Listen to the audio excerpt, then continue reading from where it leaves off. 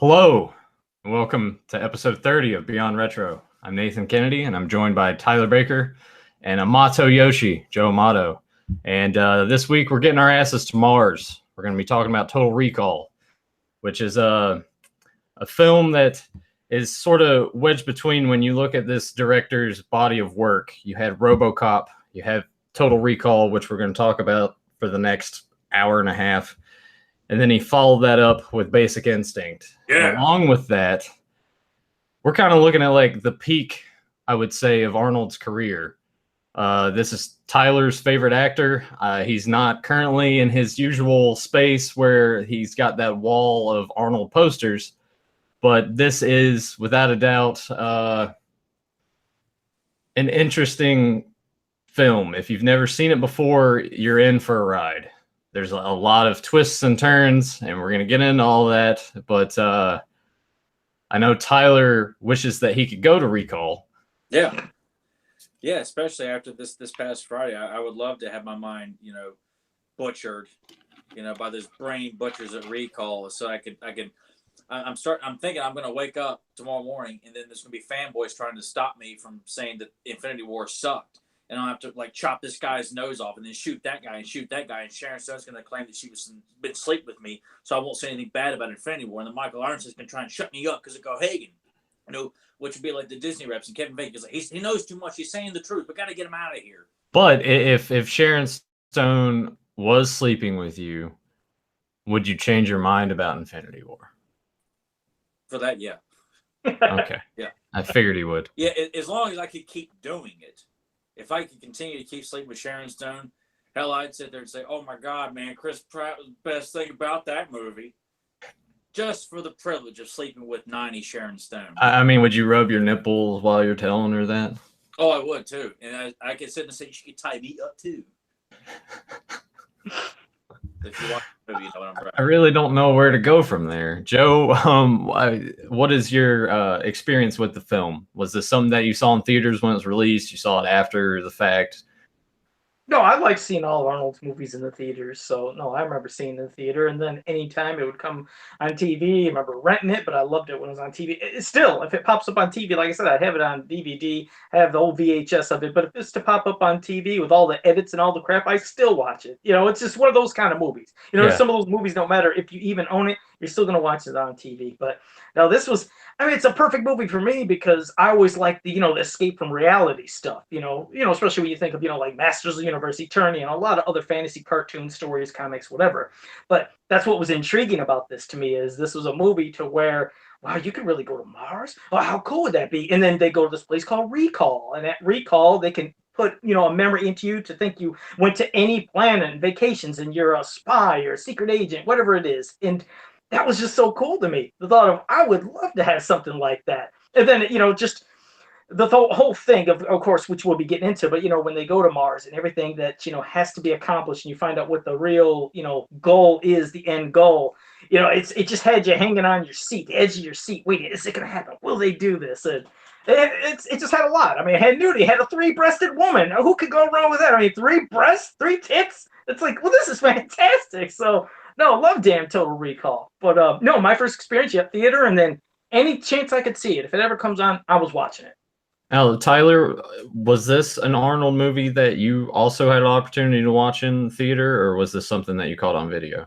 No, it was video, and it was when it came to video too. All I knew it was a giant hit because it was a big hit for Arnold and for Paul Verhoeven. It was just a very well accepted film when it came out. I mean, they had posters that you could buy, like 24 by 36 posters of Arnold from the film as merchandising with video games and stuff like that too. But I saw it when it came out on video, and I think my mom and dad had borrowed a copy from my pawpaw, and I freaked out within the first 5 minutes when Arnold and Rachel's or Melina, excuse me, I'm calling her by her real name, when their astronaut masks crack on Mars and his face essentially blows up. I freaked out and went and hid behind my mom's chair because I just had never seen that before. And I like, oh my God. And I don't think we watched too much more after that because I didn't scream and yell. It was just I just didn't know how to react to that. So it would be a few more years later, because I was really into, Predator, Red Sonja, big time back then. Around that age, that was my really, in Twins. Those were like the three Arnold films I was frequenting a lot, and Total Recall just kind of blew my mind up, no pun intended. And it took me a while to kind of really, because science fiction has never really been, as a kid, other than Star Wars, something I was really into. So I would watch it, but just couldn't get into it as much. And as a young adult, I really got into it. I'm like, okay, I get it now. I get why this was such a giant hit when it came out. Because by that point, I loved RoboCop, Paul Verhoeven's work, Starship Troopers, Basic Instinct, and especially Showgirls, right? yeah, I mean, it's Showgirls are just like the girl in gold boots with a budget behind it, and Paul Verhoeven. That's how I look at Showgirls. Yeah, it's trash, but it's fun trash. It's not unwatchable, but I Total Recall. It's a great film, and it was, looking back, it was really cool for Arnold to kind of step outside the comfort zone and do something it's got action and heavy doses of violence, which Arnold and Verhoeven should have been working together a long time, multiple times. But it was really cool. I think ballsy for Arnold to step out and do something that's not necessarily, just straight, big guns. Of course, that's in the film, but it's outside the box. It's science fiction. It's not your traditional Arnold film, and it still holds up. And I was so pissed off when they said they were going to remake it with the typical remake guy. If you're going to remake something, you throw Colin Farrell into the mix. I kind of wouldn't mind like going and watching the remake, honestly, now, because I haven't seen the remake at all. I would like to watch it just sort of to I don't even really want to say compare, because you can't really compare to what Paul Verhoeven does, and I imagine that the remake's just this slick, like overproduced piece of garbage. But look, just like with RoboCop, the remake of that, nobody asked for them, nobody wanted them, and they both were PG-13 pieces of shit. Nobody remembers those films other than they try to remake movies that had no business being remade, and I don't want to see them. I don't want to see Colin Farrell. I don't want to see the no-name actor who played RoboCop. Well, I would just do it out of just pure curiosity now, especially after revisiting the original. I just want to see how bad it is, I guess, because I don't mind watching bad films, and it's especially great watching bad movies with you, and you get really angry about it. Yeah. I love that part. I love how angry it gets. Always been like? Let me ask you guys: has it always been my persona? Because I almost felt like it's been more of a recent thing where I felt like I just hate so much more, whereas I felt like Nathan was always such an aggressor because of how bad wrestling was, whereas I was always supporting it for a lot of times. Joe has always been pretty supportive, but I almost felt like there hasn't been a whole lot. Joe has come out and said, no, I hate it, it sucked. You're definitely getting grumpier. You used to be way more optimistic when we first started hanging out. Yeah, now, when a movie would suck, when Tyler and I would go to the movies and he didn't like something, he would immediately be pretty vocal about it. And then there were times where he would kind of think that I was liking a movie as we were watching it, and he would just kind of be quiet about it afterwards and not really say anything, or wait for me to give the go ahead and be like, man, that movie sucked. But it used to like break Tyler sometimes. Like we would go and see a movie, he would be really excited about it, and then it'd be terrible, and it was almost like his weekend was just ruined. Yeah. I imagine you probably got a little bit of that this weekend with Infinity War.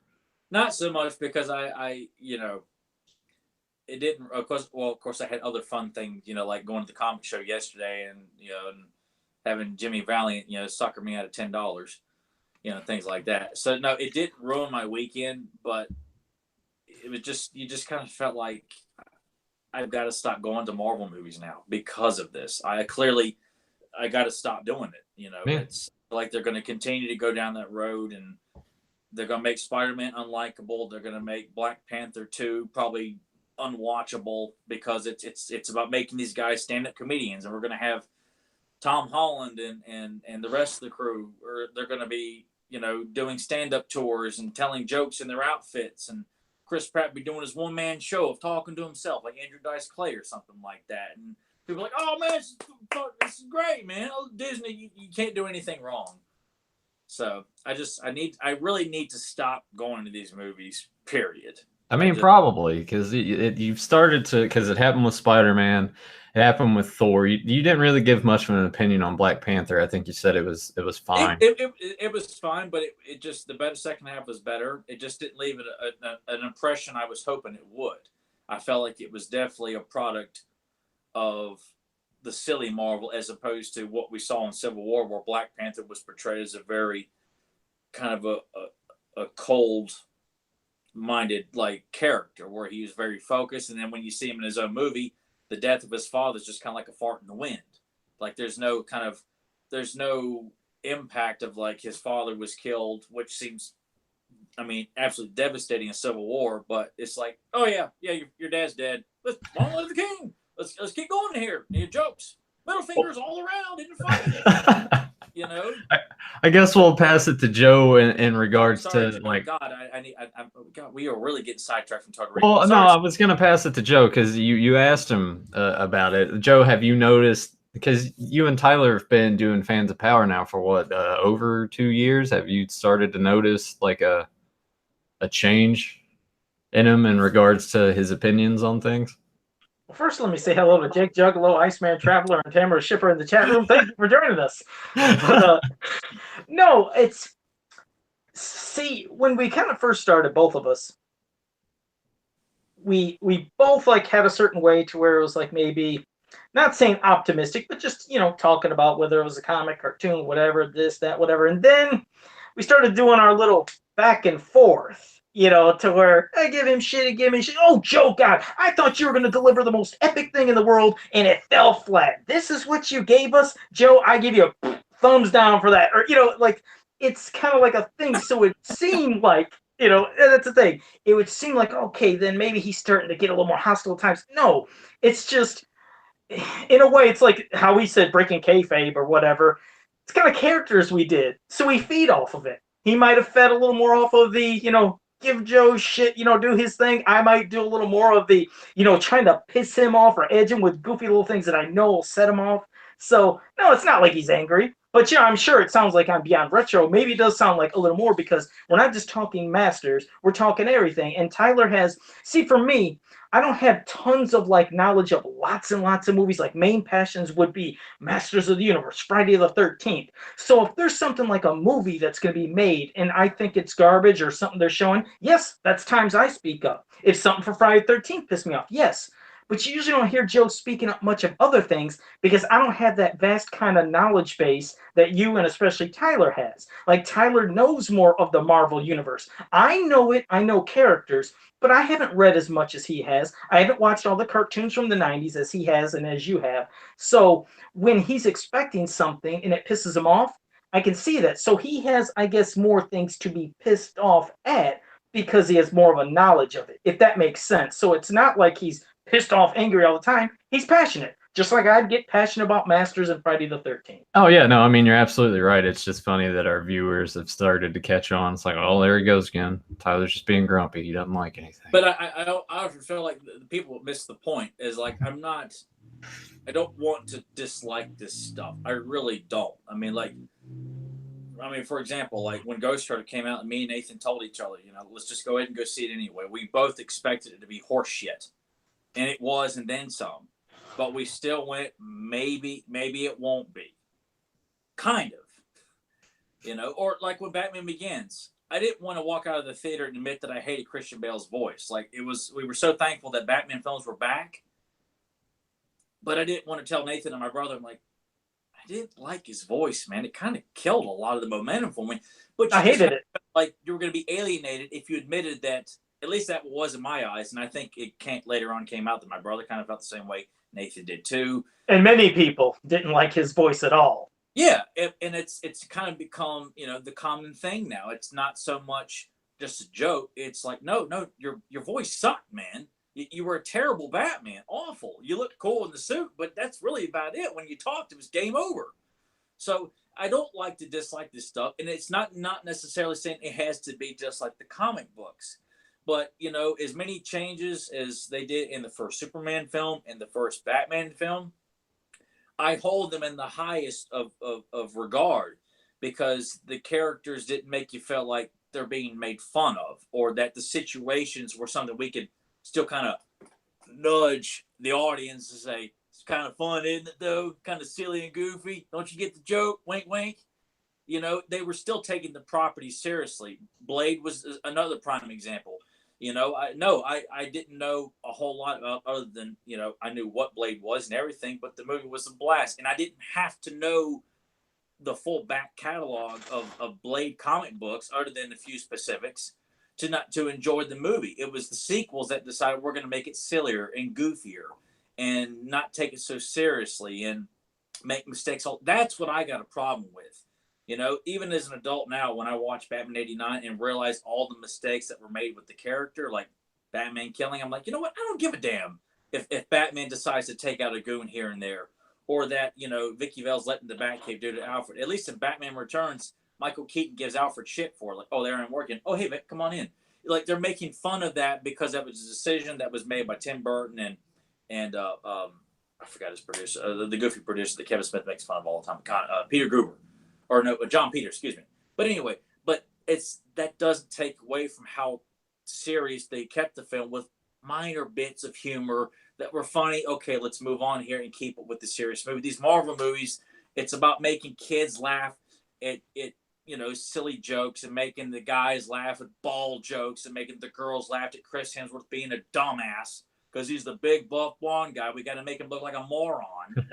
You know, it ain't about telling a good action stories that give you goosebumps and make you want to come out of the theater and like, man, yeah, I want to go read some Thor comics now, or, you know, I want to learn more about Black Widow. No, it's comedy fest. It's comedy. Oh no, you're supposed to say Yuck Fest, man. That's your trademark. Yeah, it is. It's nothing but Yuck Fest, and I'm like, I don't mind bits of humor here and there, but God, I mean, it's just, damn it, man, stop with the humor. It ain't funny.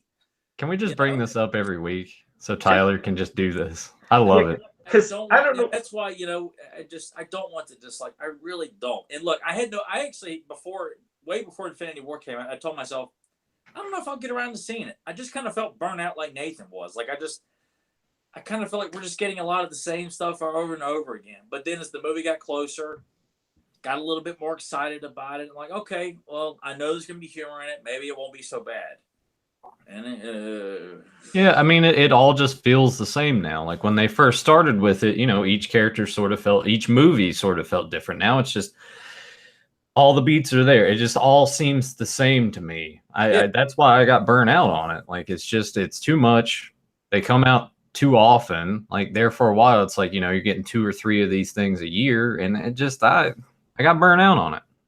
And for me, it wasn't because of the humor and what they were doing. It just, I would watch them. I'm just like, okay, yeah, they exist. It was fine. I don't know. Side note, I was watching Batman just before we started the podcast. It was on AMC, so just got done watching that. See, now when you watch that, and the movie is really being celebrated now, that I think people are even more now are supporting Michael Keaton's portrayal of Batman. Like, I mean, even more so. Like, I just kind of feel like it's really kind of coming full circle. And people are like, you know what, that was the definitive Batman. You know, people may say they like Christian Bale's Batman, or I like Heath Ledger's Joker, but I still like I was like, yes, but Michael Keaton. Those 2 Burton films, you may say it wasn't extremely true to the character, but you know, people stop bitching about all the killing and stuff like that. I mean, villains die in most of these movies anymore anyway. I mean, not the current Marvel movies, because, you know, they ain't get the balls to pull the trigger. But I kind of felt like they got it right. It's not strictly nostalgia. I mean, they got a Batman movie right. You know, that it wasn't made fun of, which is what everyone thought it was gonna be. Everyone in the 80s when Michael Keaton was cast, and of course I was too young to remember that, but they were all thinking it was gonna be a comedy and silly, and it's not what it was. You know, and I don't feel like they took it too far in a direction that was too dark for kids. I mean, hell, all 3 of us grew up on that film, loved it, didn't think that it was out of our reach. I mean, both my parents loved the film, praised the hell out of it, bought it for me when it came out on VHS. They couldn't wait to sit down and watch it with me. You know, it definitely made wearing a Batman hat and T-shirt and logos cool. Because not just kids, but I remember adults, including my dad. He still has his original Batman hat. It's like, it was just the coolest damn symbol. Everybody loved the damn movie. They're praising it. So, Yeah, I think people could see that and enjoy it a lot more. Yeah, I just said they could still make superhero movies like that, and they still be just as enjoyable, just as marketable. Kids would still like it. Adults could appreciate it, and you're not sitting around waiting for the next knee slapper, and making everyone just look like they're just kind of slipping on banana peels as we get to the big epic climax. That just kind of is more jokes and stuff like that. So. All right. Well, now that we had that's fine. We had our half-hour side rant. Now back to what the hell was he talking about? No, but now back to Total Recall. Well, I think Tyler gave his opinion about how he first experienced it. I did with the theaters, but I didn't even know. Nathan, did you say you did see it in the theater as well, or no? No, I didn't catch it until video, and that was actually like well after the fact. Like, because this came out in '90, so. Yeah. This may have been, I want to say probably I would have watched it between the time it came. I would say like 91, 92.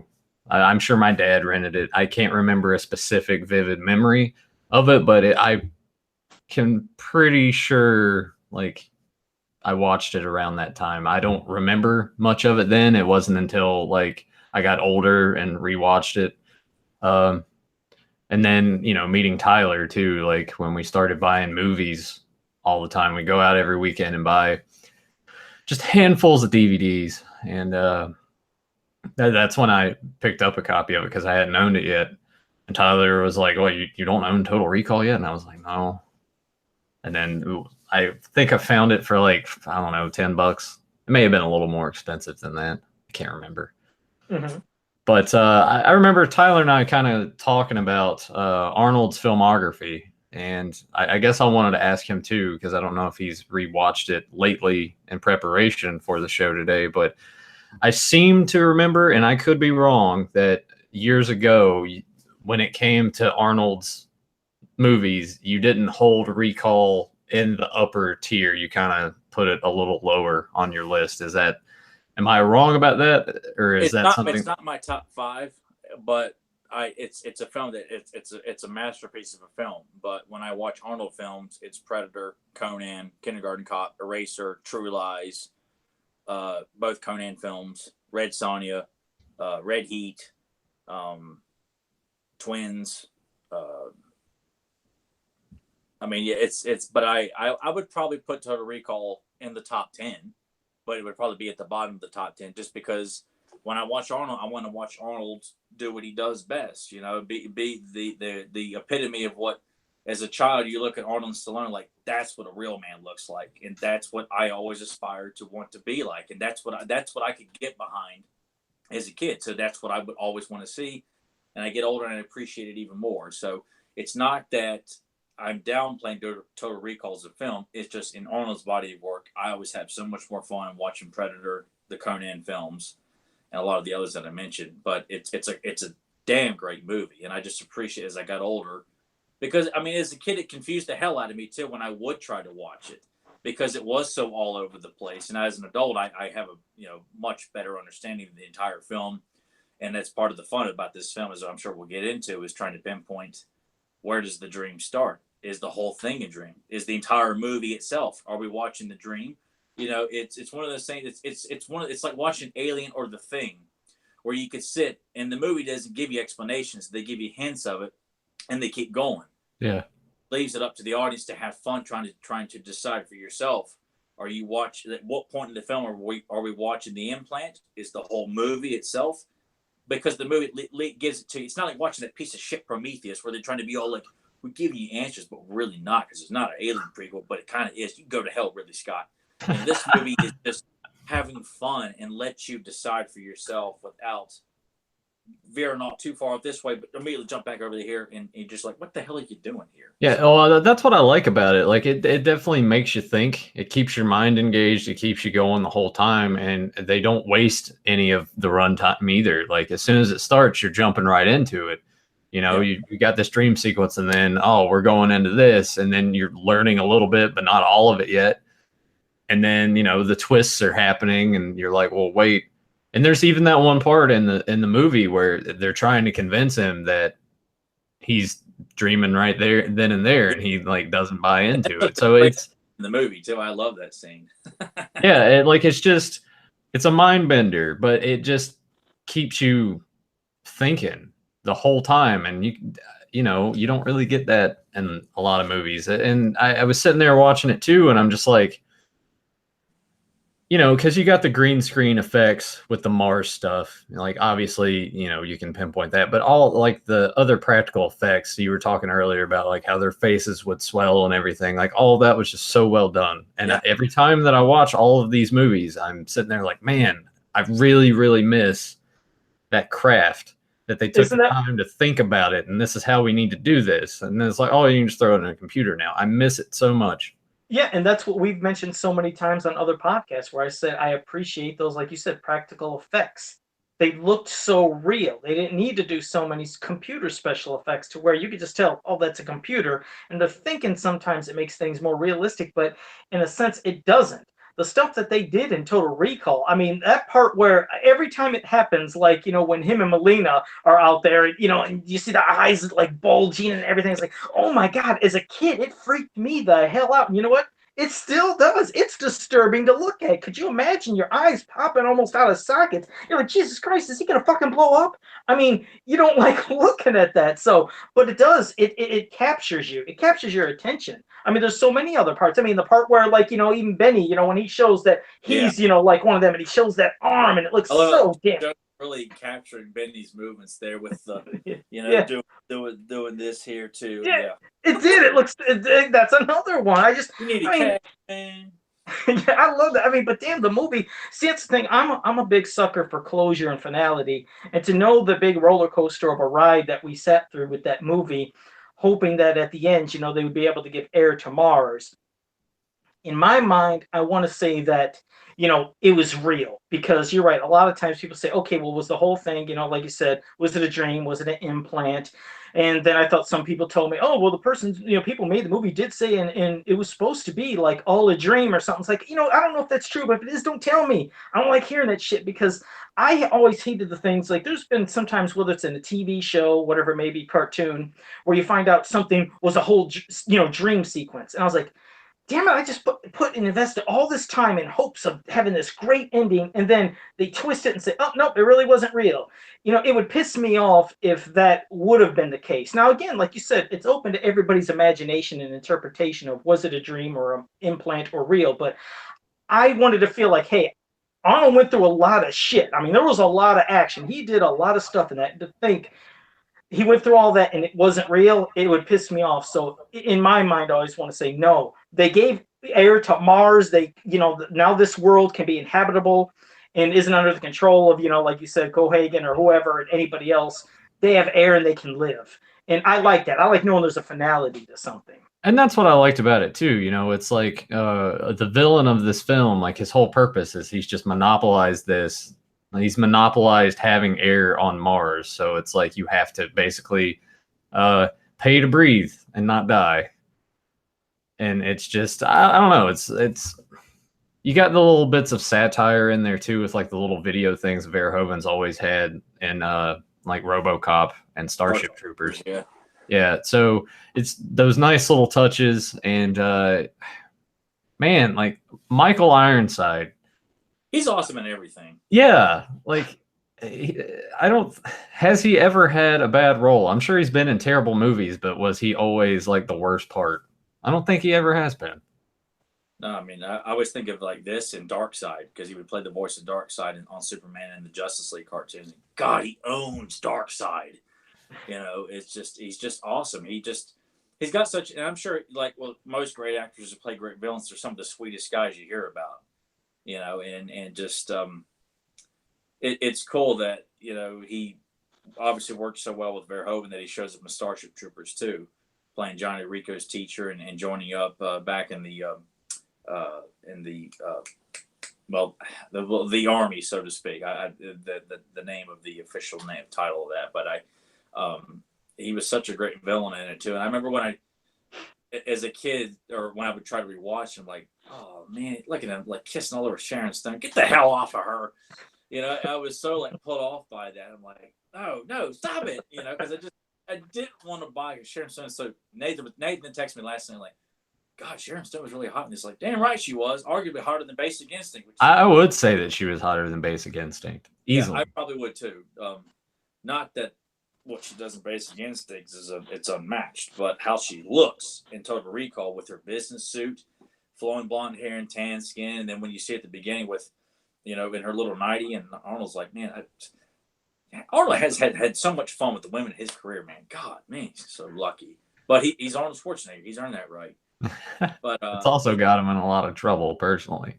It has, but I'm saying, hey, I'm sure he still enjoyed the ride regardless. Pun intended. I don't support cheating on your wife, but it's like, did you ever mess around with that behind the scenes, something like that. But yeah, Ironside was great as and Ronnie Cox too, bringing him from RoboCop. That's one thing I like about Verhoeven's films, that he a lot of times will use a lot of the same actors in smaller bits. Bring kind of like great role players on a basketball team. You always know you can depend on them, and they will deliver the goods when you needed them to. Like with I think the actor's Michael Bell, I think, who plays Quado and also played in Starship Troopers.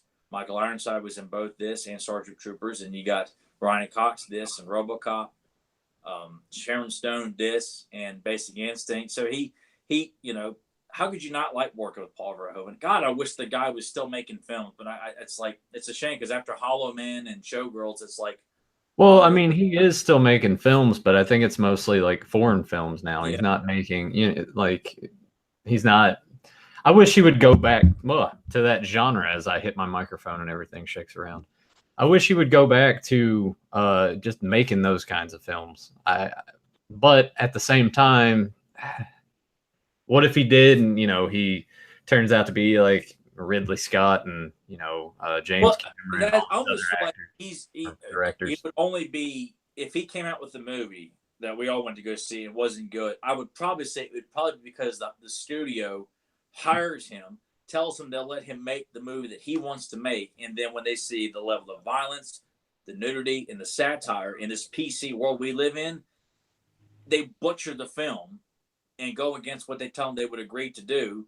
The film gets released, and the fans hate it and think Paul Verhoeven has gone the way of Ridley Scott and Oliver Stone and Steven Spielberg. Oh, he used to be great, but now he just makes a lot of bad films nowadays. He's got a good idea, but just can't seem to make it work on screen. I feel like that's what would happen to Paul Verhoeven, because the guy's never afraid of putting sexuality in films, nudity, violence. I mean, he doesn't see it as like, yes, we need more tits here because I want to look at the tits. Yes, more blood, Nothing like that. He's just doing it because violence, that's how it looks. If a guy's getting his head shot off, that's how it's supposed to look. A naked woman, that's how she looks. It's not done to get people to, play with themselves in the theater. It's there for, trying to express what the story is telling you right now. And I feel like Hollywood today would probably cast him out of Hollywood, and I'm sure he's probably kind of feels the same way. I don't know, but it's a shame. I mean, that's probably the case. And with Total Recall, like, I remember reading something that there were like 43 drafts of the script, supposedly. The original RoboCop? Yeah, the original RoboCop went through a lot of drafts and different names and stuff like that. And, I think Paul added his extra flavor to it as well. But I almost feel like Paul is one of those directors too that is definitely a product that I'm glad that we got to grow up on. And obviously, if we want younger generations to see these films and say, you know what, this is how rated R films should be. They shouldn't be brightened up so we can get the kids in. Like these are movies. I mean, we look at RoboCop and Total Recall were both marketed towards kids and like merchandising with Nintendo video games and posters you could buy, and action figures and stuff like that. Did Total Recall have an action figure line? They didn't have an action figure line, I thought they had at least a figure, didn't they? Or no, I might be thinking of something else. I don't recall any figures. No pun. Never mind. I was thinking of Last Action Hero. Never mind. Well, Last Action Hero, but it wouldn't be the first rated R film. Demolition Man had an action figure line to throw out another one. But oh, and by the way, Demolition Man, didn't they use the reuse of the New Adventures of He-Man figures? So yes, cool little side note. They did do that, but that is another movie that we need to talk about on this podcast. Yeah. Love me some Demolition Man. Yeah. And all right. And if people want to say, well, that movie's got jokes in it, but you're still having a blast with Simon Phoenix and John and looking at how hot Sandra Bullock is in the film. Like the movie does have parody to it, but it's almost kind of like Last Action Hero in a sense. Not so far. Last Action Hero is all around parody, but Demolition Man you can still have fun with because it still is a serious action film at the end of the day, and if you can still make use of the kind of fish out of water stuff. If you Well, yeah, that's where most of the humor comes from. Is just like here he is in years ahead in the future. Yeah, and it still is done right, and it still holds up. But they don't want to make films like that anymore. They're too scared to. You can do it. You can still do it. I mean, Deadpool is a prime example. It's a rated R film that was very good. I don't know if I'll see the sequel, but it's rated R action movies can still make bank. They can still be funny and still have great action in it too, and not feel like But that's what Deadpool is. So that's why that works. But to bring it back to Total Recall though, and the special effects too with the miniatures, and you got Rob Bottin's, great special effects and makeup work too with Quado and all the mutants that are on Mars and things like that too. I mean, all that the set designs look so good in this movie from the recall room or the brain scan room, whatever you want to call it. Just that whole setup of Arnold sitting there and you got the really cool lights and him laying back. That whole setup too. I mean, all that stuff looks so good from the train going around Mars, which I think some of that was a model shot, or most of it was. I think. Yeah. It all looks so good, and it's just fun. Everything you look at in the movie is just fun, and it's not really focused on. It's just these guys spent so much time expanding this world in the future, what Mars looks like and life on Earth. And I like this, that they don't get too out of sort, like with the first Alien, or I guess the first two Alien films, where it's in the future, but there's still remnants of kind of what our culture still looks like. That you still have guys working on a construction site using jackhammers and stuff like that, but the cars have a futuristic feel. They're still practicing at tennis, but they're using holograms to help work on your form, and things like that, or how the buildings look kind of futuristic, but the secretary still likes to paint her nails, and things like that. Like it's still close, but or like how they said, truck drivers in space. Like you feel like it's a future that you could believe is not too far away in Total Recall. The same thing with the Alien films, the first two at least. I like that. Well, Joe, do you got anything to add more as like in regards to the story or anything that really stuck out to you? Well, I mean, like you said, from the beginning to the end, because this is, I mean, when you think about it, there was a lot of action that Arnold did in this. I mean, hell, from, like you said, first he has his dream about, being on Mars, and then he wants to go to Recall, and, Laurie's not wanting him to go, but he eventually goes, and, the whole thing, backfired, and he had his episode.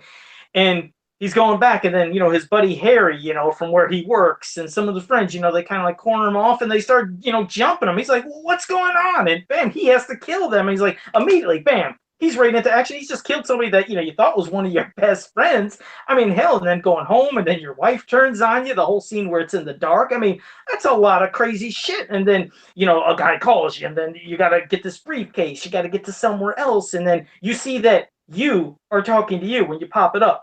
And yeah, I mean, it's like, how could he's Hauser? It's like, but he's like, yeah, tell him how to. I remember how disgusting that looked when he had to put that thing up there. You'll hear a crunch or whatever, and pull it out. That's when you're going back to the special effects. How great were they? I mean, not only they look amazing, but they were so disgusting and frightening. But it's something you can't forget. Nobody can forget that scene of him taking that tracking device out through his nose. And again, one of the grossest things. Hell, when he goes and I remember the first time when I seen the fat woman, and I didn't know what was going on when she's like 2 weeks, and I was like, what the hell is wrong with this woman? And then you see that thing, and it's him, get ready for a surprise. It's like, that kind of shit just can't be recreated. I think that's why when they do try to sometimes remake a movie, they definitely don't want to copy certain things because it's like it feels phony and fake. Why would you want to try to replicate that beautiful scene or that moment? So when you do make a new Total Recall, it's going to be completely different. You know, it's not going to copy what you've seen. But of course, you remember the great one. So when you see this other one, you're like, or you know, you're not really into it. Because I admit that new Total Recall, I watched 20 minutes of it and I couldn't finish it. I mean, I couldn't. I was like, I can't finish it. So I don't know if there's anybody listening or watching. If you watched it and liked it, let us know what you thought. But I couldn't get past it. It just that's liked it or not. Yeah, I couldn't. Hey, and don't think that Joe doesn't get into like newer versions or continuations of stuff. Because, for example, you guys maybe have seen it or you haven't, and you whether either way you might hate it. But like that new Jumanji movie that came out, for example. Oh yeah. That wasn't a remake, in case people were wondering, because there are some people say, I don't want to see it, it's a remake. I like the original. That's not a remake. It's a complete new movie, and it's a continuation, actually, of the story. I actually enjoyed it. I thought the new Jumanji was good. That's just me. I know. I as well thought it was perfectly fine and harmless. Tyler has also seen it. Let's get Tyler's opinion. Oh shit, is this gonna be a 20-minute hate fest? Are we gonna have a hate crime again? You know what? Hold on, just to let you know, people, Nathan loves doing this shit. You guys, for those that you just listen and you don't watch our podcast, that's why I encourage you watching. Watch what Nathan is doing when Tyler goes on a 20-minute rant. He's down there and he's smiling. It's like he's relishing. He loves watching Tyler get angry, which that's what he's doing. He's trying to poke the bear because he wants Tyler to lose his shit because Nathan loves this. So I'll sit back. It's Christmas morning. It's like Christmas morning when you were 5 years old. It's devilish. You have a devilish, evil smile that you do when he's talking. You do it on purpose. But go ahead, Tyler. That's why he said go ahead, Tyler, because I'm sure this will go into a shit fest. And watch Nathan. Come on, Tyler. He's just gonna sit there in silence. He's not. He's like, no, I'm not a puppet anymore. You can't make me dance. I mean, he's trying to figure how he could turn 20-minute rant into like a 5-minute rant. It's not a movie I would ever desire to see again. It was passable, but it was a movie that could have been a hell of a lot worse because there was some stuff I'm like, well, that's not funny. Oh, great, they're doing it again. Oh, they're doing it again. It's like, all right, it wasn't funny the first time. Can we stop already? You know, and I mean, but it wasn't, you know, the worst movie I've seen by far. No, it was not. I'm not going to deliberately hate on one of The Rock's movies that I've seen just because I don't like him as an actor, you know. And I've told Nathan this before. I said, The Rock has the look of someone that you could see as someone plausible in an action movie. I don't think the guy needs to be the star in action movies. I think he would do fine as a supporting role, you know, kind of like how Jesse Ventura was in Predator. Like, did Jesse need to go on to do a lot of great movies after that? No. And nor did I want to see him, but he was great in Predator. I feel like The Rock could do well if they would stop having him be just kind of singing and dancing along, for lack of a better phrase, and stop trying to be cute all the time. You know, if The Rock was going to play a very serious character, like a serious action role, and they're not going to, you know, make him, you know, the guy that, you know, just gets everyone chuckling and just plays kind of a naive big muscle guy. I'm like, I don't want to see that, you know, because he's been cast to play Black Adam in the Captain Marvel movie, and he looks the role of Black Adam. And regardless of how goofy the bodysuit looks on Captain Marvel, you know, I'd like to think that The Rock could portray a very serious interpretation of Black Adam and not someone who's, oh, it's The Rock playing Black Adam. It's not Black Adam played by The Rock. It's, you know, we got to make him laugh. We got to make the audience laugh and giggle and things like that. But no, all right, Jumanji, not the worst movie I've ever seen. It was fine, but I don't need to see it again. I don't. Oh. It's like if I was at my brother's house and my little nephew was watching it, I'd be fine. I wouldn't be like, Derek, what are you doing? What are you doing letting him watch this? I'm like, fine, whatever. I think we may have mentioned that on one of the other shows because we did sort of discuss it briefly. I want to say, maybe I'm imagining. That redhead is hot as hell. Whoever that redhead was, oh, good God Almighty! But that whole her doing that "Baby I Love You" way, man, is like, that's not funny. Why are they doing this? It's not. I enjoyed the look at. I just enjoyed looking at her. Well, She that had a was one of really her Yeah, she special looked hot, skills you know. was dance fighting, though. That was one of her skills. I yeah know. for Could Dan. have picked a better song and not done it for comedic reasons. Couldn't they have done like a much more, sexier song for her to kick ass to? It's like, no, we got it's a song from the '80s. Isn't it funny, people? Oh man, just. There's Nathan's smile. There we go. That's it. Well, all right. Me doing that makes me think when we would see the trailer for Bad Boys 2 in the theaters, and me and Nathan would just like pull our eyes out. So Nathan would always make fun of Will Smith. You're like, yeah, that movie's gonna suck balls, man. Well, all right. I'll pose this question. I know we always get sidetracked. I'll pose this question to you though. And I think I already know your answer, but I kind of want everyone else to kind of get your opinion again. You've stated before, like when we've talked about the Marvel films and the Yuck Fest and all that, and it's great, and I love watching you rant and rave about it. But if we get back into these films, not in particular like Total Recall, but some of Arnold's other body of work, and I'm gonna exclude Kindergarten Cop because you know what you're getting when you go into that. But there are some of the other films that there are like a lot of one-liners and jokey parts. Like how is that one of those things that adds to the film for you, or is it something that like you take that for what it is and sort of put it to the side? Because I know you've talked about how you want it like, all right, occasionally we can have this and this, but you want it to be a little more like when it comes down to brass tacks, you got to be serious to portray it like there's real stakes and everything. I guess I don't really have that question there, but like, how do you take that? How do you distinguish that? Because there are a lot of one-liners and funny parts in Arnold's work, and Stallone and all of those 80s action films. There are a lot of one-liners and things. Do you look at that differently? I guess is what I'm trying to ask. I think probably the only example where I would immediately think of is Commando. Like, I mean, Commando is still a serious film, but when they say they deliberately put in one-liners for Arnold to say, I don't watch it and cringe because honestly, and Predator's another one, and because I say that one because within the last couple of years, my dad had brought it to my attention. He didn't like the line "stick around" when Arnold impales someone with his knife. As a kid, I didn't take it as a joke. I took it as like he just killed someone and was just saying "stick around" because it's the Alan Silvestri music is still playing. Arnold takes off. He's carrying his gun. Like, you're not really. I guess it's done to kind of make the audience chuckle, but in the middle of this heated gunfight. But I don't see a lot of Arnold's '80s films as heavy in one-liners. I just Commando a little bit, but even that, I'm like, as an adult, I don't see them as that. Okay. Is there anything in any of those films that made you roll your eyes? And I guess I could bring it to give it more of a modern twist. We'll exclude the third one in this because we both know that that third one wasn't that good. But the first two Expendables films, do you think there are a lot of parts in that got too jokey? At times, but yeah, there were some times where looking back at it, and because another one of those times too where I didn't really, because I was so excited to see them.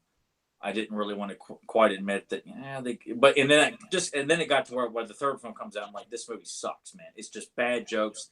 They pissed away using Mel Gibson just so they get Ronda Rousey and Kellen Lutz and those other two jerk offs that serve no purpose in the movie other than to be caught so we get the band back together and rescue the idiots who were too young and stupid to do the mission on their own, or they get captured by Mel Gibson. Point is, it was bad jokes all around. Even Arnold was telling bad jokes. Everybody sucked in that film. It was a wasted opportunity, and there was just no denying. I told Nathan, I was like, it sucked. It was awful. I just, what the heck? And I haven't seen it since theater, and I don't want to see it again. The second one was great. It has some stuff I'm like, they don't need to do that. But with Van Damme being in it and having Chuck Norris, Arnold, Stallone, everybody, kind of hard to argue that. But and I've told Nathan too, the recent catalog of films that Arnold's done have not been that good. not because he's not the Arnold of the 90s and the 80s, but just the films themselves were just not as enjoyable. I did like Escape Plan. Escape Plan was fun, but Stallone, I feel like, has done a better job in the Twilight era of his life with Bullet to the Head, Creed, and Grudge Match was fine too. And bringing back Rocky and Rambo. Yeah. Rambo 4 was good, but it's not a film that I go back and revisit nowhere near as much as the first three. And I just have more fun with those. So I guess we just boil it down to, because all these characters in these movies weren't already like established characters. I guess Tyler takes it more to heart with Marvel because it is a property that he grew up with. Getting back to that whole thing, but I'll just be down in the corner. Why do I feel so outnumbered? Like, I know you guys don't mind jokes in movies, and it's become a common thing, in horror movies. And maybe it's because I watched so many of these action movies as a kid that the jokes went over my head, and I didn't see it as jokes. I just took it as that's a line of dialogue in the movie. I don't laugh at this stuff. I don't know. I guess I just take it at face value, and I just never let it. I don't know. I'm at that point now where Well, it totally had jokes in it too, like, when Richter dies, see you at the party, Richter.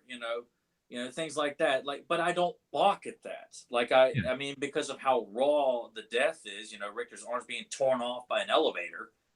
And that's, by that point, Arnold's kind of standard was he says kind of a fun line for the audience to kind of chuckle at, but not to the point where it wasn't overly silly. And yes, some of them were puns, but when some funny parts even worked for me. I love the part, remember when he used the thing to create the the hologram of himself. You remember when he first was laughing? I love that part when then they came. He's like, yeah, he's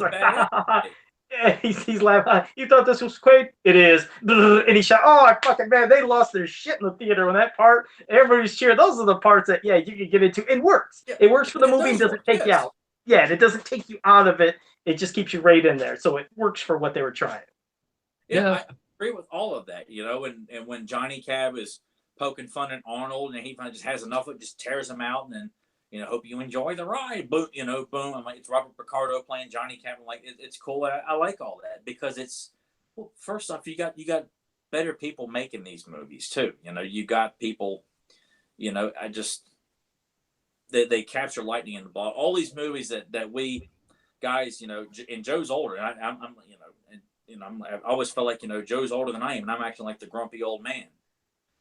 But I felt like, all these movies from like Ghostbusters and all the great Arnold and Stallone films, the Van Damme films, Steven Seagal films, all these classic horror movies, I feel like all this stuff was lightning in the bottle. Yes, there may be some installments that were probably obviously not as good as some of the originals, but when you see great filmmaking from the original Nightmare on Elm Street to a certain Friday the 13th, the first Halloween, the first Jaws, Terminator 2, Aliens, to say it's not always about the first film. They're not going in with the intention of like, we got to have a joke every few seconds. When you watch these movies, you like the characters. You laughed at Hudson's antics, but it wasn't like the movie was trying to make the audience laugh every few moments. Or that, when Ripley looks at the Queen Alien, when the eggs are ready to hatch and she cocks her head.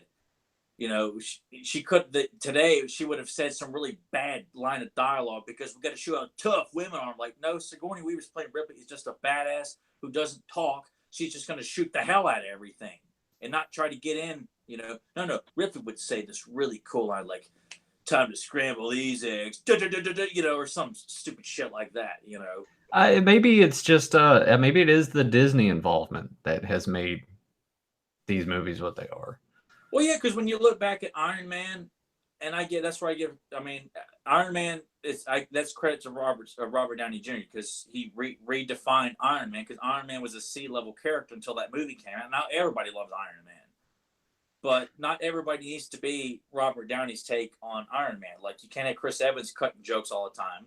You can't have Chris Hemsworth doing that all the time. Well, to get back to about the creativity in films, maybe part of it is also like when you think about it, how many studios were around at that time and how many are there around now? So many of them have merged, and Disney Yeah. basically owns like a good quarter of it, you know? So maybe that is part of it. Like, there are creative things and movies that still come out these days, but it is very few and far between, and half the time they don't even get a major theatrical release. No, and a lot of it too is that, you know, at least, and it's, I hate to harp on it's about the '80s, because it ain't just because I grew up with, you know, films and cartoons towards the '80s. When you, because I love behind the scenes stories, and when you hear the studios of the '80s from Fox, Universal, Paramount, you know, these are studios executives, and it's like, you know, we're going to do this. We're not worried about, you know, getting it an R rating. We need to get it down from an NC-17 to get an R rating, because at least back then and in the '90s too, R-rated films still made lots of money. You know, I hate this transition where people felt like we can't make a good movie unless it's PG-13, and I almost feel like that has been a snowball effect in entertainment today, that people are convinced. And I know when Deadpool came out, no one expected it to be the hit that it was, and it was rated R and foul mouth and violent. We need more of those. Well, don't really feel like we're getting a whole lot of that. It's still, a lot of it's PG-13 and stuff like that. And superheroes that define, you know, like, this is badass to have a new Spider-Man movie, a new Iron Man movie. Now they're just bright, you know, like Jack Nicholson says, brighten it up for the kids, as if kids couldn't appreciate a serious superhero movie. Yeah. You know, I think they're acting as if, like, you know, maybe it's because they're worried we can't make as much money, which I'm like, I'm sorry, you can't really use that as an excuse. Are you worried that bitchy mothers today are going to sit there and say, my child saw Robert Downey say this and dress like this, and I'm appalled by that, so therefore I'm a concerned mother, so make dumb down Tony Stark and have him act like a moron in Iron Man 4. You know, I think it's like part that and part like opinions are too accessible these days. You know, everyone can vocalize just like we're doing now. You know, 20 years ago we wouldn't be able to do this.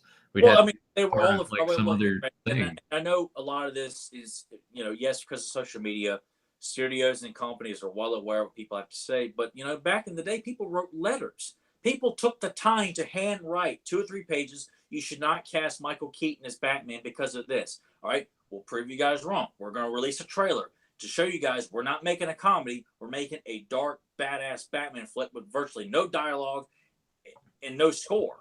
And it just set the world on fire. Fanboys, shut up. You know, but now everyone is so afraid, like, we can't have anybody. I mean, why not? How come I can't stand Will Ferrell movies? So how come people aren't listening to me?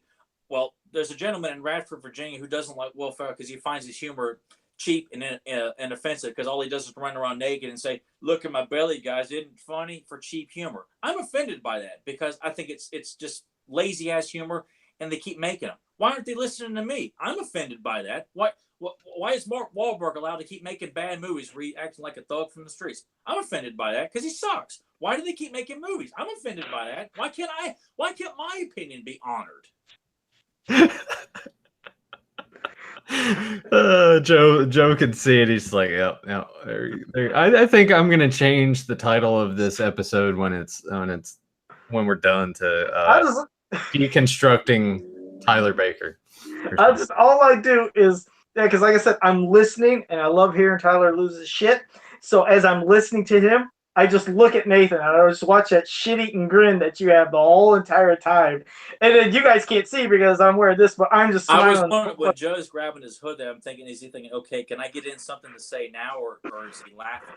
No, because, you know, the weird thing is, as a natural gesture, you know, when I laugh, I'm always holding my head when I laugh. So even with the mask here, I'm still just holding it. I sometimes even forget it's here, but that's just a natural thing I always do. So, yeah, you ever see me doing this? I'm trying to hold in my laugh because, oh, shit, Nathan was just doing that. But he just baits you, Tyler. He wants you to do it. He just, look at him. Because that's the thing. When Tyler usually is doing this, you know, ranting and this, he's looking up to the side off. He's never looking at the screen much.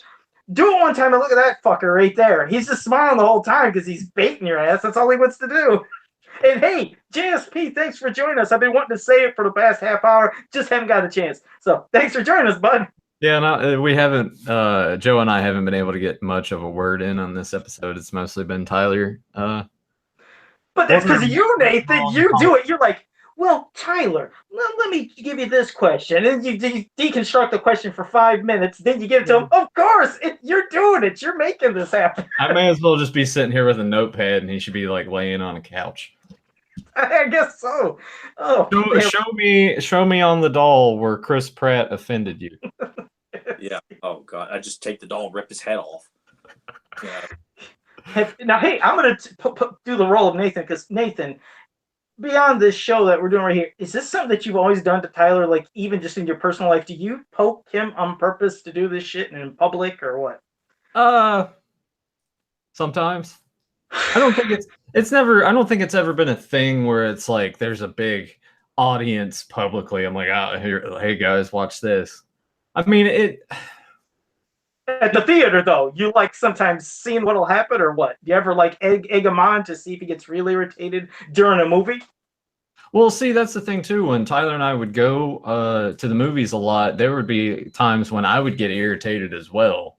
I've since sort of just like given up on trying to have expectations for films or being too excited or, you know, worrying about how it's going to play out. Like I'll just watch it and if it sucked, like I move on.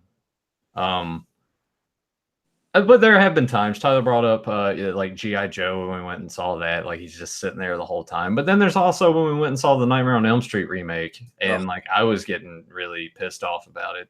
And so did he kind of like poke you in a way to see if he could No, I broke the cardinal sin and started texting a girl I just went out with before we went to go to the movie, which I hate people pulling the phones out.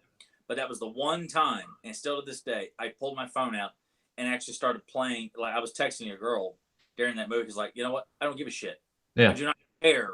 And I wasn't even bothered by the fact that he was texting because normally I would be like, dude, like put your phone away or something. I didn't even care at that point. I'm just sitting there watching like, so, I mean, it used to happen.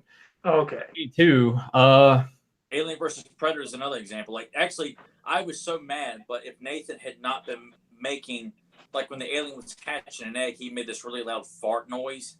Now, as silly as it is, but he timed it just right when it was shitting out an egg. And the movie was so bad by that point, and I just died laughing in the chair because he was acting as if the alien queen was farting eggs. And yes, it was so silly, but by that point, you're so mad and put out with what you're seeing. A fart joke went a long way and helped me get through the rest of the film. Of course, when we come out, you know, we're both just tearing it to shreds. You know, and that's the first Alien versus Predator, not that Requiem, or are you talking about the first one? Yeah, that was something Nathan didn't want to see, and I still held out hope that the second one, because it was rated R, you know, it didn't realize that the story was going to focus on a pizza delivery boy, his ex-con brother, and a girl who'd just been discharged from the service.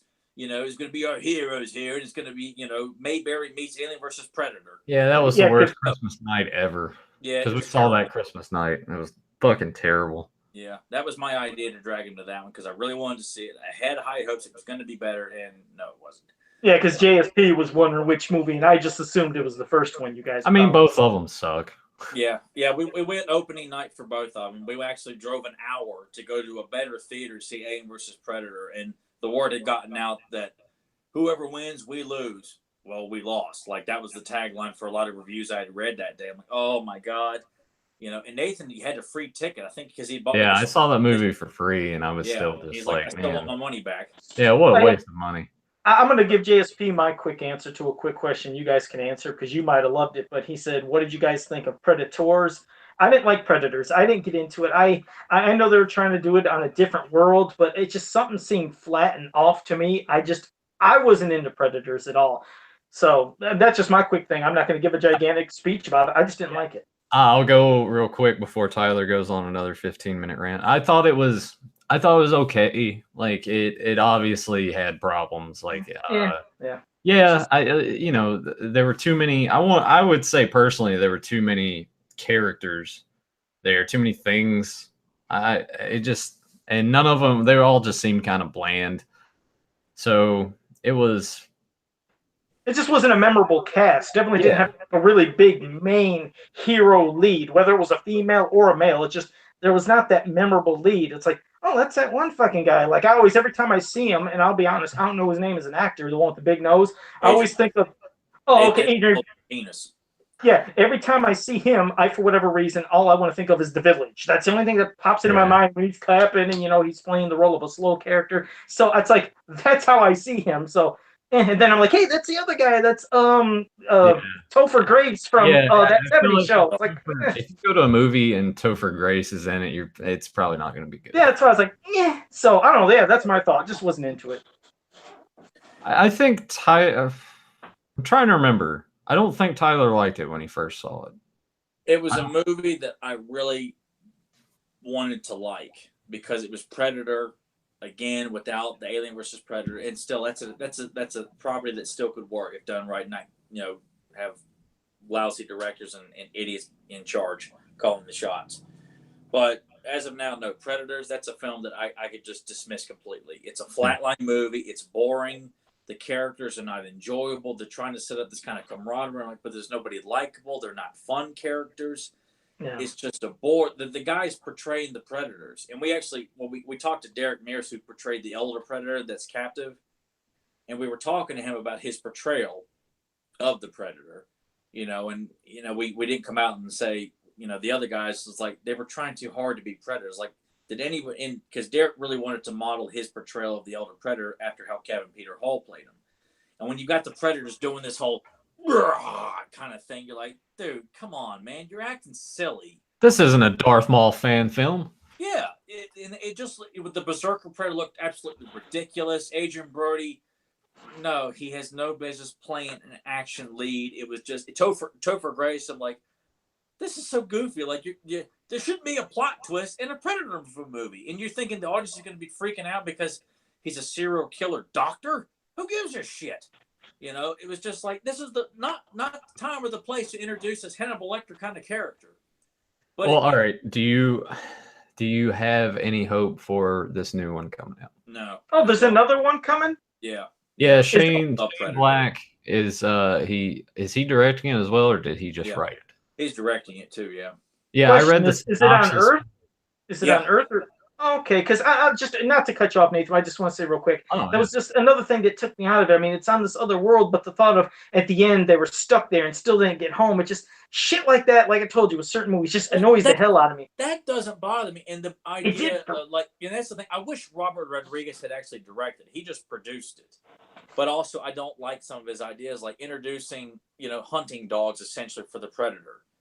One could argue that these younger group of Predators, what the hell are you doing here? You're killing my moment. Sorry, I had to get a drink of water and I don't have a straw. Oh, he's keeping kayfabe there. Apologize. I'm here though, but go ahead, keep talking. Okay.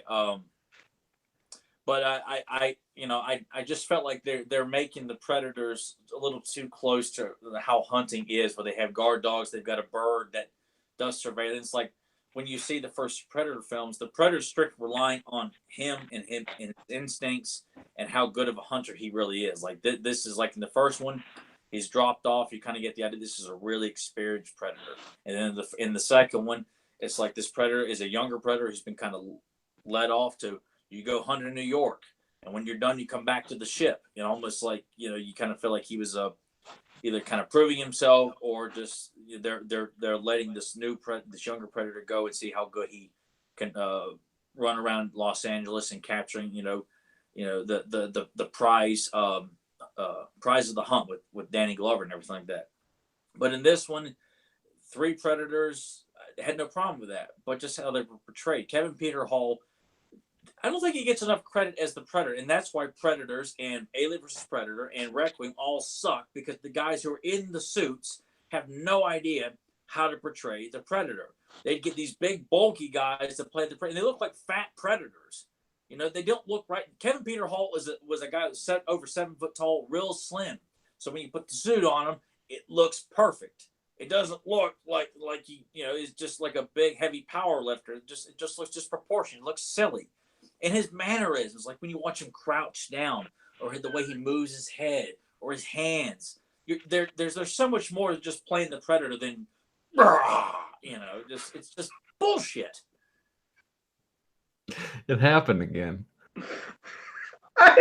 This is probably the best fucking episode ever because we barely even talked about Total Recall. We have talked about everything else. This is great. I feel really flushed. Like I feel like I feel like I'm like I mean, dude, you look red. Like your face down your chest, you're like gradually. I mean, my face is red right now. It's just from drinking so much. I think mine's due to anger. Like I feel like really flushed. Like someone's really pissed me off. I feel like we've talked 15 minutes about Total Recall. And we've been doing this for an hour. I was gonna bring it back to Total Recall. How can we do it? Well, before the episode ends, we can at least discuss the twists of the film. You know, like he finds out early on that it's like you're not you, you're me, and this is like you get the tidbits, and then it goes on, and then it's like, oh wait, no, but actually this was just a ploy to get these guys here, and you're actually the bad guy, and he doesn't want to accept that either. Like, I thought that was really cool. It's like just going against traditional storytelling. Like, you're thinking this whole time like he's the good guy, and then right there at the end it's like, nope, he wasn't at all. But then he's like, I'm not accepting that either. I don't even really know where I'm going with that. Was that something that caught you guys off guard, you know, the first time you watched it, where you're just like, oh my god? See, when I as an adult, when I watch it, I mean, I am convinced, and I know Joe has his idea, and I'm not saying this to differentiate what Joe thought, because you know, even the behind the scenes, the music that plays at the end of the film is supposed to signify that what we're watching is a dream. However, I have always felt the minute when he goes to recall and he's going back and falls asleep, and they cut to Mr. McClane talking to his latest customer, that's where I felt like Arnold is the dream is going on. You know, like everything. You know, because I do know in certain movies they will show you certain things to immediately just throw the audience off, to make them feel like you're. Because there's a shot of Harry when they're sitting at the construction site. Hey, I'm thinking about going to recall. Don't go to him, man. They mess with your head. So Arnold goes back to work, and then Harry kind of keeps looking at him as if like he knows something's up. Or when Arnold leaves his apartment, and Sharon Stone closes the door, and she kind of there's a shot of her just kind of looking, like thinking, as if like there's two characters close to Arnold, and they're both characters that once we're given the idea that the implant we haven't done the implantation yet, that they're already set up to be, you know, the people who are trying to keep him from rediscovering what's really going on. Whereas I've always felt that the minute he's gone to sleep, you know, because they tell us about he's a secret agent.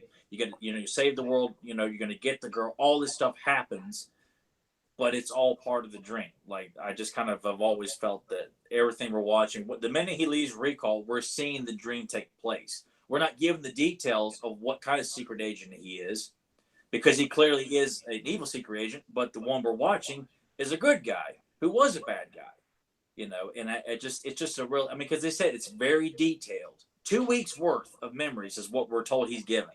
So all this stuff here, it feels like, you know, you're watching it's so detailed, like that we're just watching one big memory implantation, even though we're given shots that are trying, I guess if you watch multiple times, it makes it sound like the whole thing from the very beginning, when he wakes up and from his nightmare, that we're all watching one big dream, so to speak.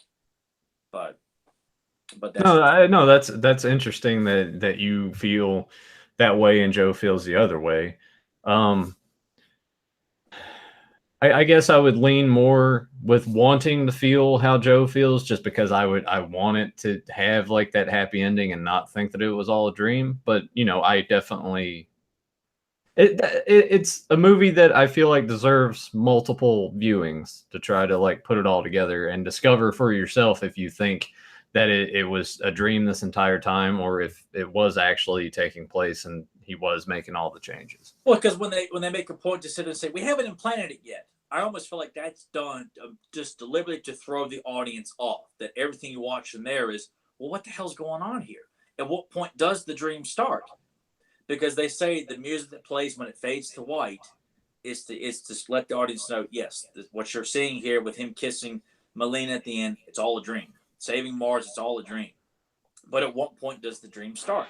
Because I still like to think that in real life he is married to Sharon Stone. He's living a monotonous life as a construction worker. He wants to move to Mars. The stuff he's seeing with Ronnie Cox's character saying, the rebels in Quado, there probably is, but you don't know what Quado looks like. But when you see it in the dream, in this implantation, it's a guy who's really a mutant, so to speak, as opposed to it could have just been some kind of could look like Joe, could look like Nathan, could have been Quad. We don't know.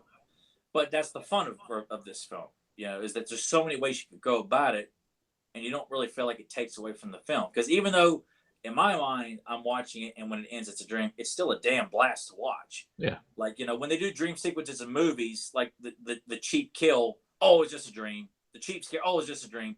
That's what pisses me off about using a dream. But when this whole movie is trying to tell you, is this a dream or is it not? That's the key to it. That's why I feel like if it is a dream, okay, I get it now. Because it's a puzzle you're putting together. Not like Inception. Movies suck. It was like, you ain't fooling anybody. I know what you're trying to do in this movie. But it's just fun to try and we've all got different views, and that's what makes it so much fun. Because I could see why Joe would say that, and I understand where Nate, and that's what makes it fun. There's no real definitive answer, I guess. I was about to say, has Paul Verhoeven or Arnold or anyone ever come out outright and said clearly, this is what it is? I think it's in the behind the scenes, and I think Jerry Goldsmith music. I think they even say, like, when they interviewed Jerry Goldsmith, who did the score, the point of that music. I think he's the one being asked that, and says yes, the music and the fade to white is to let the audience know, yes, what you're seeing is the dream.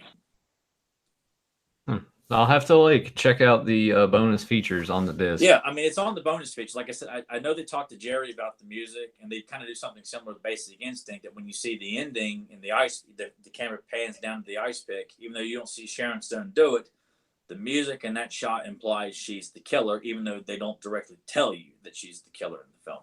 Whereas in this, they're letting the visual and the music kind of give you the answer without deliberately telling you. Because then when you walk out there, you're like, I don't know, man, but that's what makes it fun.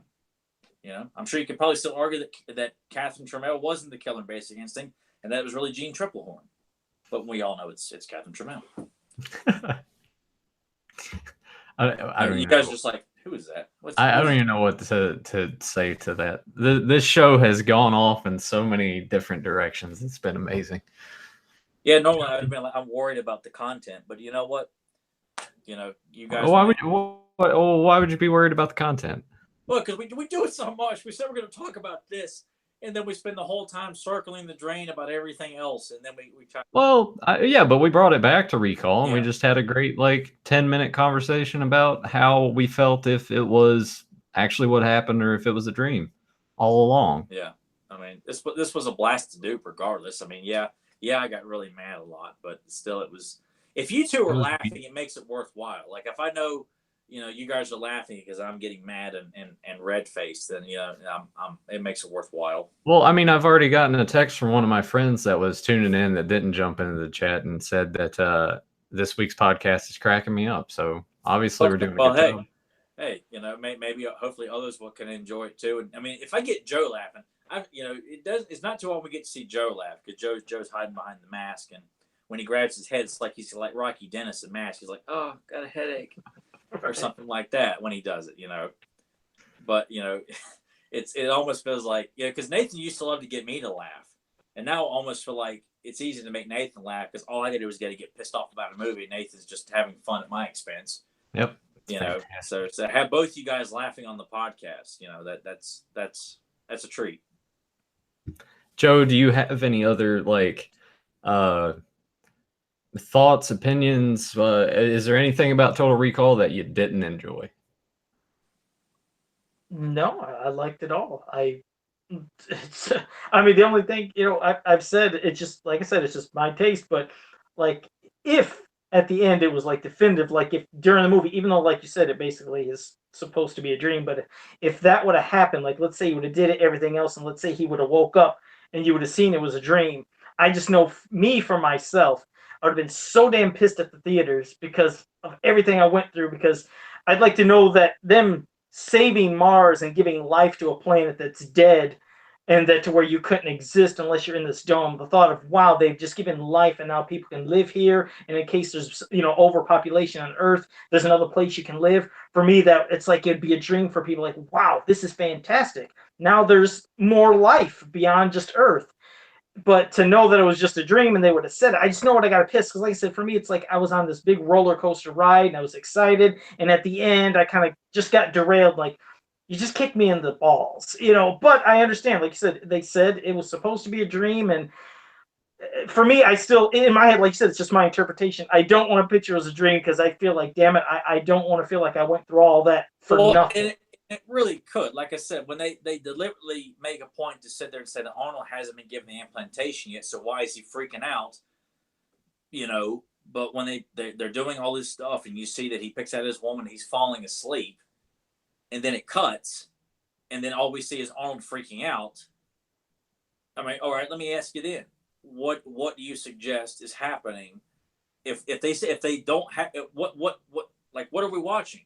Is everything that we're seeing here from the moment Arnold wakes up from his nightmare on Mars to where he's in bed with Sharon Stone, the whole thing is this memory wipe of him being Douglas Quaid and not really being who he really is.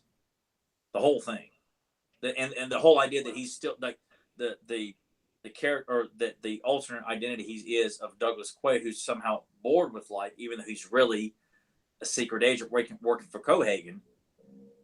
What I mean, all right. God, I feel like I'm confusing myself trying to ask you the question here.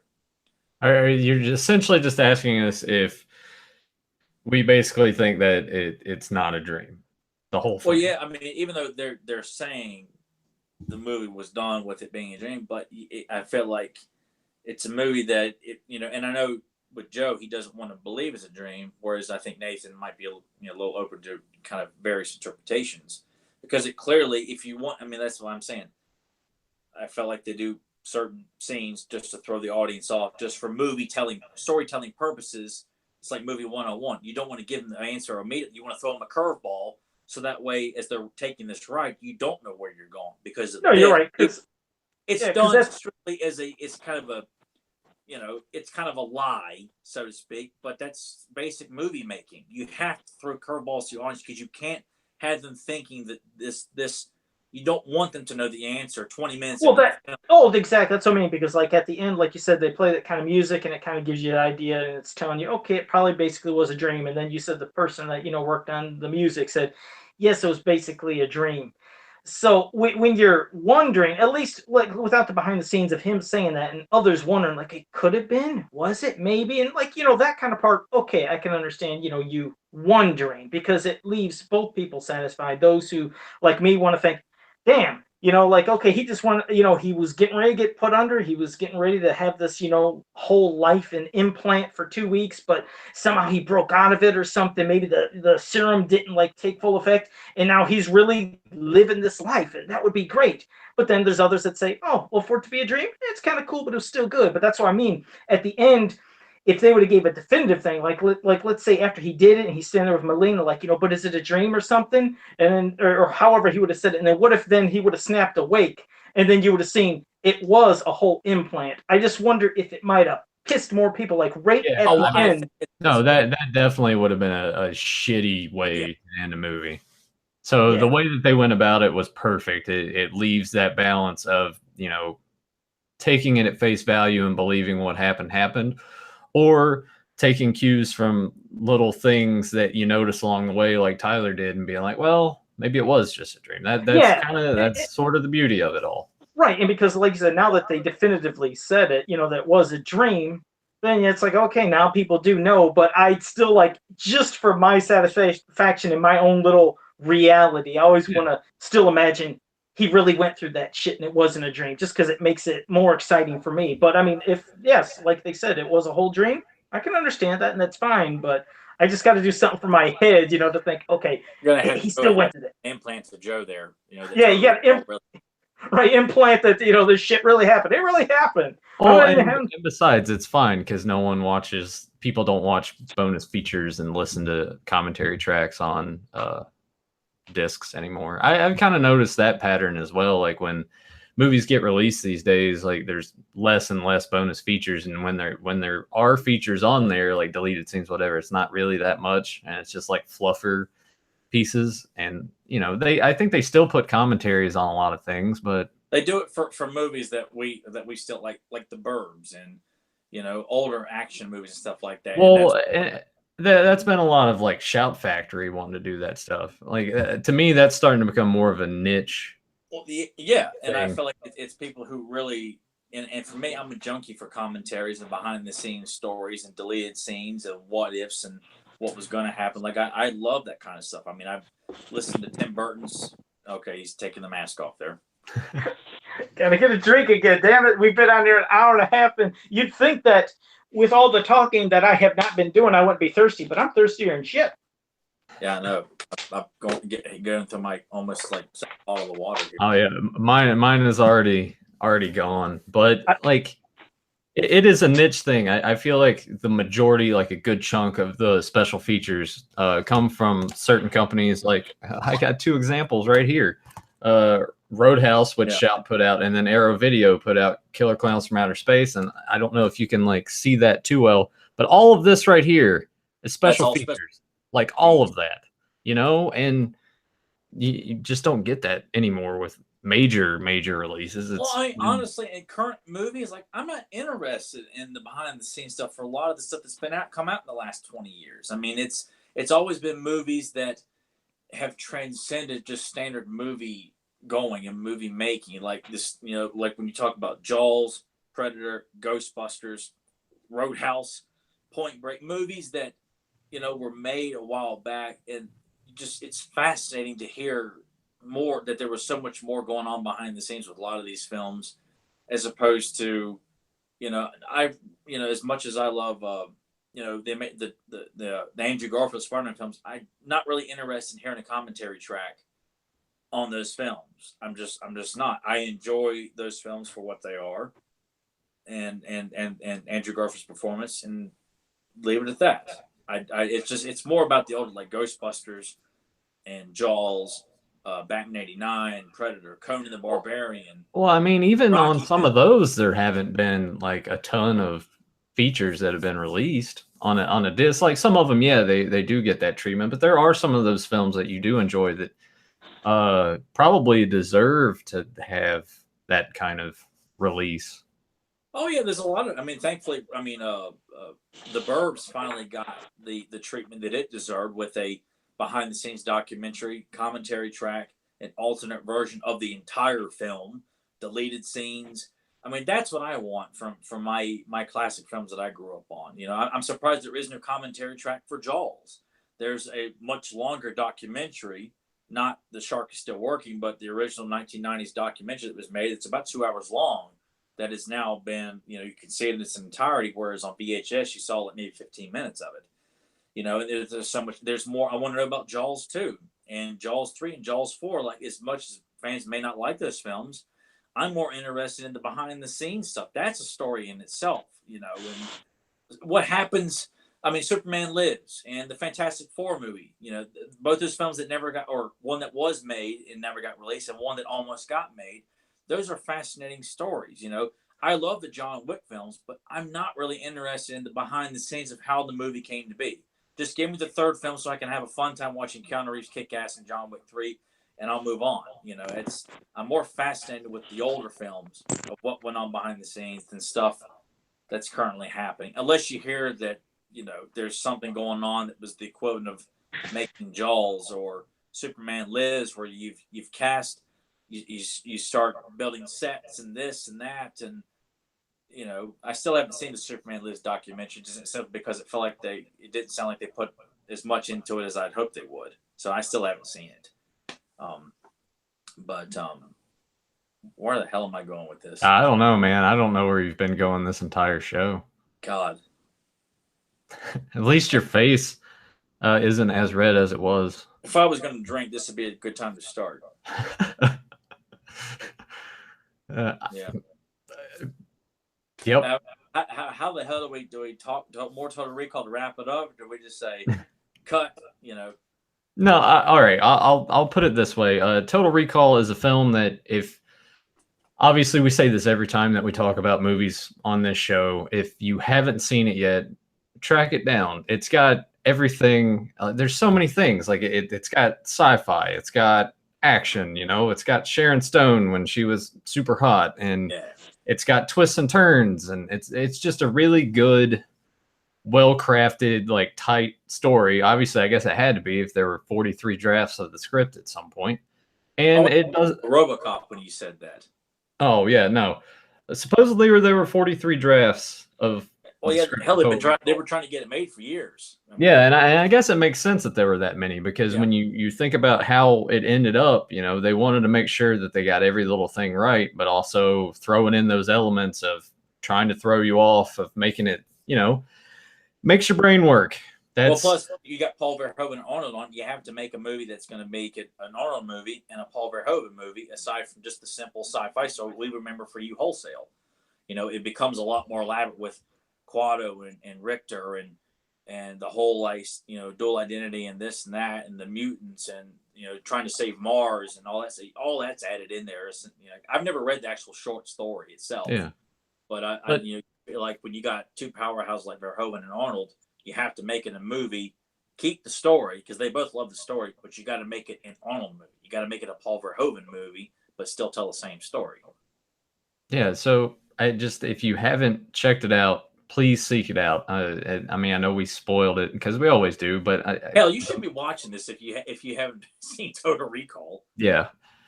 And if you haven't seen it in a while, like I had, and just go back and revisit it. If you kind of had that opinion before of, if you're an Arnold fan and you rank it kind of low on your list compared to the others, like Tyler does, maybe it'll change your mind watching it again. Because it's a the rewatch for me was a ton of fun, just because it's just refreshing. I love going back and rewatching some of these films that I haven't seen in a while that were made during this time period, because you actually see the passion and the love for the craft. It's not about getting it out and getting a paycheck with these movies. Like, they actually cared about it when they made it. It wasn't just thrown together. And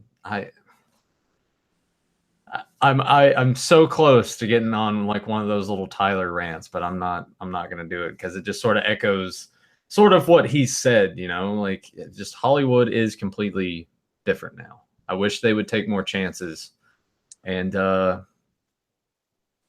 put things out there. Give them that R rating. Don't water it down and make it PG-13. Put out, I guess you can't really say put out toys for it, because I don't think that would work now. Well, kids, the only people buying toys are guys our age. That's true. Kids, I mean, there's still some kids that play with action figures, but most of them are just playing with their parents' phones, because that way the parents can get them to shut up. So play with the phone instead of go outside and play with toys and play wiffle ball or basketball or soccer, or do skin your knee up when you're running around, shooting each other with Nerf guns. Do something, No, play Angry Birds or the latest edition of Candy Crush Nuts or whatever the hell. Candy Crush Nuts. Yep, that's definitely it. Yeah. Joe, do you have any closing thoughts on Total Recall? No, pretty much what you guys said. See it if you haven't seen it. And apparently, Double Dare is supposed to be returning to Nickelodeon coming this summer. Hopefully it'll be great. Hopefully they don't sissify it and have the, some of the stunts not as dangerous. I want them just as dangerous as they used to be. Kids slipping, falling, looking crazy shit going on. I hope it would be good. I hope they don't try to change the formula up and add too many goofy special effects into some of the events or goofy stuff. Now just have them just being kids without, like, babying them. So we'll see if Nickelodeon can have a good return with Double Dare coming. Yeah. I think it's the summer. No, I am actually glad that you brought that up, because Tyler wants Mark Summers to host it again. I don't think that'll happen. I think it would be cool if, like, he showed up for the first episode and then sort of like passed the torch to someone. But like we had talked about, I hope that whoever they do get has that same passion for it. Looks like he actually gives a shit about being there. And if it does well, I'm kind of curious to see if they'll decide to bring back Guts and Legends of the Hidden Temple. I saw a thing, and I don't know if it's real or not, but someone had taken a picture of Are You Afraid of the Dark? So that might be coming back as well. Okay, well, hey, I wanted to say something along the lines of Mark Summers.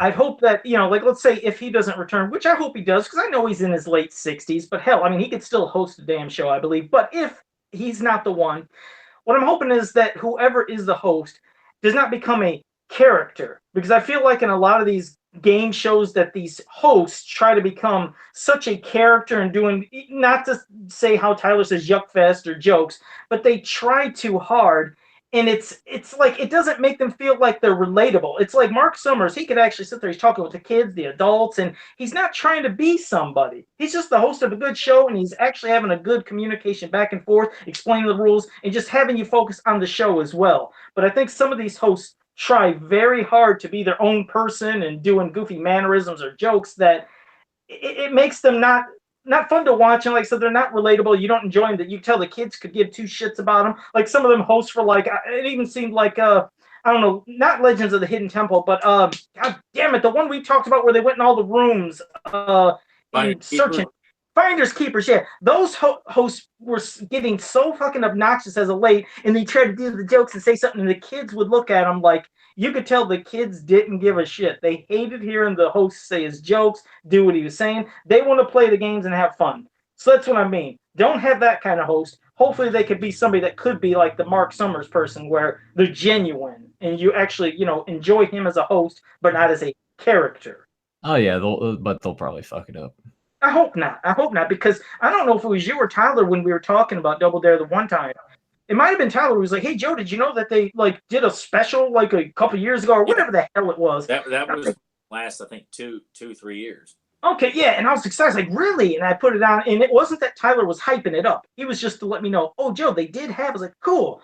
Put it on. I watched it on YouTube. I was like, oh my God, it was an abomination. I was like, this is horrible. What the hell was this? What did they even try with this madness? Wait. Are you talking about Double Dare 2000 or like the one night Double Dare special that Mark? That Double Dare special, that thing. Oh, it was an abomination. They felt like, oh, it was terrible. It's like, it felt like they were on a stage, performing on a stage, and well, I don't know if these stage, I mean, it's a set, No, I don't mean.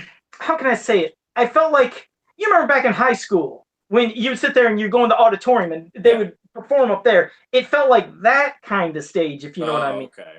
It just felt so off, and I was like, I don't know if these people were supposed to be actors on other Nickelodeon shows that they put into this, but whatever they tried, I was like, this is a mess. So I pray if they, when they bring back Double Dare, it's like, don't try whatever formula you're trying with that. Just go back to Double Dare 2000, that kind of stuff. But not Double Dare 2000. I remember that host sucked so bad. No, I mean the host, but what I mean is at least the show, it still seemed Double Dare, but not like this thing that felt like they were on a stage in a high school. It just was, ugh. Yeah, don't ever watch that. So just to let you know, the thing I'm talking about, don't watch it. It's not worth a view at all. It's a waste of time. I think it was funny, like when you bring up Double Dare, it just reminded me of that was the second episode of the show that we did, but that was also like my first episode joining you guys. And I remember how nervous I was for like the first, I don't know, 5 or 6 of these that we've done. And now it's just like super comfortable for me to do. And it's also kind of amazing because with Fans of Power, you guys are up to what, episode 129, 128, 129. Yeah. So to me, it's just amazing that here we are. It's episode 30. And I'm just like, man, we've done 30 of these. It hasn't really felt that way. No, it doesn't seem like it's been that long. But I'm also glad, like I said, to see you. Yeah, I'm glad to see, Nathan, how you're more comfortable, too. Because I know at one time you're like, I don't know if I'd start, or how do I kind of start this or end it? So that's why I'm still not that good at ending the show. That's why I love seeing that. I always love seeing that ending because I'm going to do it right now. Oh, first, let me just say, everybody in the chat room, thank you for joining us. Appreciate having you here every week with us. Hope you enjoyed our insanity and our whole chat room. What happened, or were they just kind of just there to watch? And oh, I mean, there was like JSP. He was commenting about some of the Arnold movies that he liked, and like I think he said his top 4. He said The Terminator, Terminator 2, True Lies, and Predator. Those are his top 4 movies. Those are all good ones. Yeah, which are all good ones. But no, they were saying stuff back and forth and having comments, and so again, I just hope that our true believers who tune in to watch us all the time, they enjoyed it, that it wasn't. Tyler's sitting here like, oh God, I've done too much. Yeah. No, they enjoyed it. So, I, but I always appreciate that they're so devoted, and anybody that listens to it afterwards, and that I hope they have fun, even though we always veer off, and it never fails. We always veer off about something, but yeah, this was the most veered off we've ever Yeah, done. this episode was insanity this week. And yeah, like I said, we've been on for an hour and 40 minutes, and I think we might have devoted 30 minutes, if that, to Total Recall. But well, Nathan, why don't you go ahead, because I love watching this part. Why don't you wrap us? It's Joe's favorite part. He relishes this moment like I do every time Tyler goes on one of his rants. Go ahead. If you're checking us out on YouTube for the first time, make sure to hit that subscribe button and click the little bell so you get the notification, and make sure you go back and watch all the other episodes. We got 29 more. We got some capes and commentaries that are on there. Check out the Podbean link. If you guys are joining us on Podbean, hop over here to the YouTube channel and check it out and see our faces and watch Tyler turn red. And, I always put the link to the audio there in the description of each episode, so you can kind of click on that and go through all the audio and download those and take us on the road if you'd like.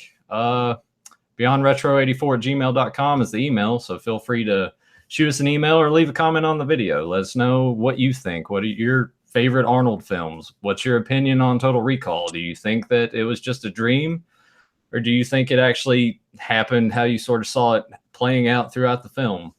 Give us feedback. Let us know what you want to see, what you want us to talk about. If you have any suggestions for TV shows or films or animated shows that we could do a commentary for on Capes and Commentaries, just let us know.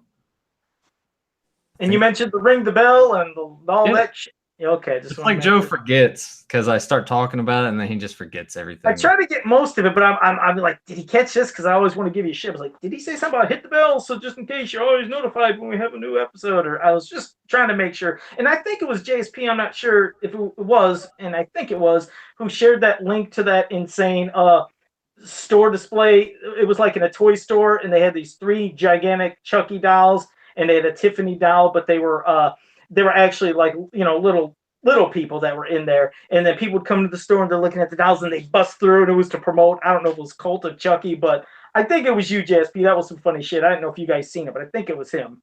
Yeah, I need to go back and check that out. I know they've been doing that a lot lately with they had that, and then what was the other one? The other one was they were in the streets. They were like by a bus stop, and they had okay, it was JSP. Thank you. And it seems like it's always going on in Mexico. They're the ones that are doing this cool ass promoting for stuff. It's like, can you imagine doing that here in the States? You'd have too many people traumatized and suing. See, that's what I mean. That's what I hate. It's like, let's have some balls, here in the States like we used to. Because I love that. I would have shit my pants if I would have been somewhere like around a bus stop and you would have seen a big light of a display advertising Curse of Chucky, and then suddenly started flickering, and then a little bastard busted out of there and started chasing you, looking like Chucky. I mean, people be shitting their pants, but you're right, we can't do that. But thanks, they would just probably end up getting shot or something. Yeah. Exactly. But all right, well, no, it was fun, guys. Hope you guys enjoyed it, and we'll see you guys next week. See you next week. Sounds good.